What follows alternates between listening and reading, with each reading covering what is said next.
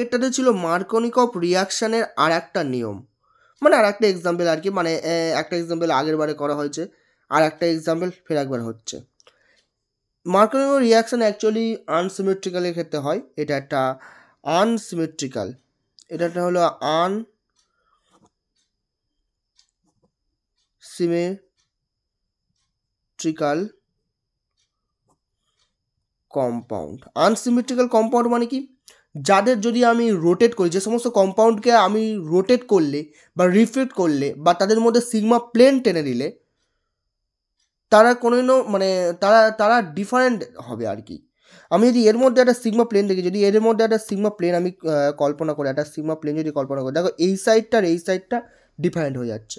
হলো, এটাকে যদি আমি রোটেট করে দিই তাহলে, বা রিফ্লেক্ট করে দিই, তাহলে আমি দেখতে পাবো যে প্রথমের যে কম্পাউন্ডটা আর রিফ্লেক্ট করা বা রোটেট করার পর যে কম্পাউন্ডটা আসছে তারা দুজন কিন্তু ডিফারেন্ট, এবং যদি সেরকম হয় তাহলে সেটা আনসিমেট্রিক্যাল কম্পাউন্ড হয়ে যায়। তাহলে এইটা হলো একটা আনসিমেট্রিক্যাল কম্পাউন্ড হলো। এবার যেটা হচ্ছে এইটার ক্ষেত্রে মার্কনিকভ রুলটা আসছে। মার্কনিকভ রুল বেসিক্যালি আনসিমেট্রিক্যাল কম্পাউন্ডের ক্ষেত্রে দেখা যায়। তাহলে এখানটায় যদি মার্কনিকভ রুল দেখা যায়, এখানটা আমি HX দেবো, হলো HX দিয়ে আমি HX মানে হলো HBr হতে পারে, HI হতে পারে, HF হতে পারে, HCl হতে পারে, যা খুশি। হলো, এখান থেকে যে H প্লাসটা আসছে দুদিক থেকে মারতে পারে, একবার এপার থেকে মারতে পারে, একবার এখানটাও মারতে পারে, ঠিক আছে। তাহলে আমি যদি একবার এপার থেকে মারি তাহলে Me CH2 প্লাস, যখন এপারে মারলো H প্লাসটা একবার এপারে মারতে পারে, একবার এপারেও মারতে পারে, ঠিক আছে, দুদিক থেকে মারতে পারে, মানে এই পার থেকে একবার মারলে আর একবার থেকে মারলে দুদিক থেকেই তো মারতে পারে, পসিবিলিটির দুদিক থেকেই না।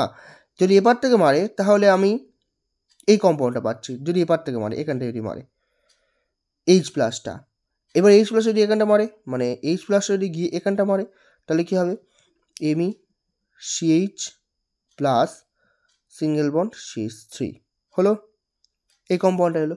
এবার আমি যদি এখানটায় এক্স মাইনাস দিয়ে অ্যাটাক করি তাহলে এক্স মাইনাসটা একবার এখানটা অ্যাটাক করবে, আবার যদি এক্স মাইনাসটা এখানটা অ্যাটাক করি এক্স মাইনাসটাকে একবার এখানটা অ্যাটাক করবে, মানে এই প্লাসে গিয়ে একবার এক্স মাইনাসটা অ্যাটাক করবে, আবার এই প্লাসে গিয়ে একবার এক্স মাইনাসটা অ্যাটাক করবে, করলে এখানটায় Me CH2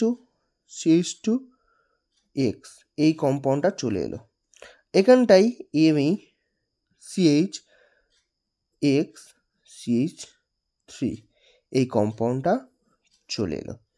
এবার এর মধ্যে কোনটা মেজর কোনটা মাইনর আমি সেটা দেখব। এখানটায় কোনটা মেজর কোনটা মাইনর বের করার একটাই উপায়, যে বেশি স্টেবল সে হবে মেজর, আর যে হবে লেস স্টেবল সে হবে মাইনর।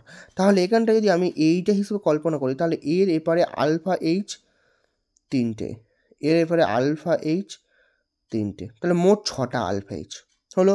কিন্তু এইটার হিসাব করলে এর আলফা এইচ হলো দুটো, তাহলে দুটো আলফা এইচ, বা আমি যদি পজিটিভ হিসাবেও কল্পনা করি তাহলে সেখানটা আলফা এইচ, এখানটা তিনটে, এখানটাও আলফা এইচ ইকুয়ালস টু তিনটে, আর এর যদি পজিটিভ হিসেবে কল্পনা করি এখানে আলফা এইচ ইকুয়ালস টু দুটো। তাহলে কোনটা বেশি স্টেবল হচ্ছে, হাইপার কনজুগেবিলিটি এইটার বেশি মোর স্টেবল। হাইপার কনজুগেশনের নিয়ম অনুযায়ী আলফা এইচ যার বেশি সেটা বেশি স্টেবল, তাহলে এখানটা আলফা এইচ বেশি, তাহলে এটা বেশি স্টেবল, তার মানে এটা হলো মেজর আর এটা হলো মাইনর। ওকে।